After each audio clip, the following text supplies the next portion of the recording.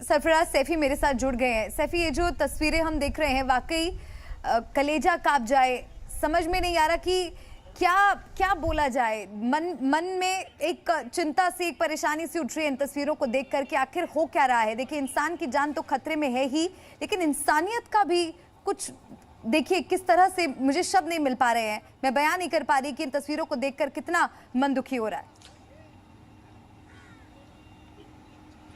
मलिका, मैं आपकी आवाज़ से आपका दर्द समझ सकता हूं, और मैं जब आप ये न्यूज़ पढ़ रही हैं तो मैं समझ सकता हूं कि आपका अंदाज़ा क्यों होगा, क्योंकि मैं भी लगातार स्टूडियो में न्यूज़ पढ़ता रहा हूं। जैसी तस्वीरें आप दिखा रही हैं ये बेहद परेशान और बेहद शर्मसार करने वाली हैं। न केवल इंसानियत को शर्मसार कर रही हैं, बल्कि सिस्टम को भी शर्मसार कर रही हैं, सिस्टम पर भी सवाल खड़े कर रही हैं। जो आपकी आवाज़ का दर्द है वही दर्द यहां पर हम देख रहे हैं, लोगों के बीच में देख रहे हैं। जब इंसानों को जीते जी उसको इज्जत नहीं मिल पा रही, उसको तमाम तरह के सिस्टम में जगह नहीं मिल पा रही, आप सोचिए मरने के बाद इंसान के क्या हालात हैं। एक एम्बुलेंस में, छोटी एम्बुलेंस होती है, आप सोचिए कि वहां पर 22 शव येलो पॉलिथीन में, पीली पॉलिथीन में रख कर ले जाए जा रहे हैं। ये हालात हैं महाराष्ट्र के, ये हालात हैं बीड़ जिले के अंबाजोगाई का। तो आप सोचिए, इंसानियत को शर्मसार करने वाली ये बेहद शर्मनाक तस्वीर है। और न केवल अस्पताल प्रशासन पर कार्रवाई होनी चाहिए, बल्कि महाराष्ट्र सरकार को, केंद्र सरकार को और ह्यूमन राइट्स को भी इस पर संज्ञान लेना चाहिए।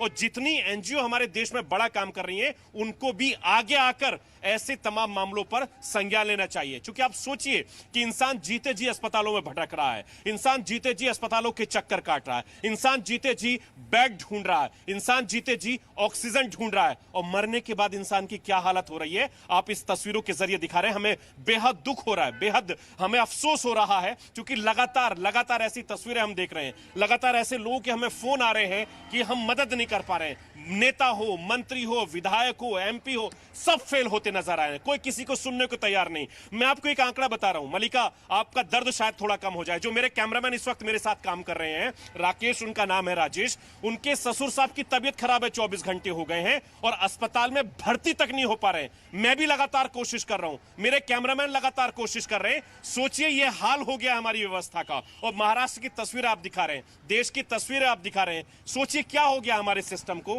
क्या हो गया है लोगों को। इंसानियत नाम की कोई चीज नहीं बची है। और ये जो तस्वीरें हम दिखा रहे हैं, पॉलिथीन में शव जा रहे हैं, आप सोचिए कि उनके परिवार वालों को क्या हो रहा होगा, उनके परिवार वालों के ऊपर क्या बीत रही होगी, जो अंतिम संस्कार करने के लिए जा रहे हैं, जो कब्रिस्तान में दफन करने के लिए लेके जा रहे हैं।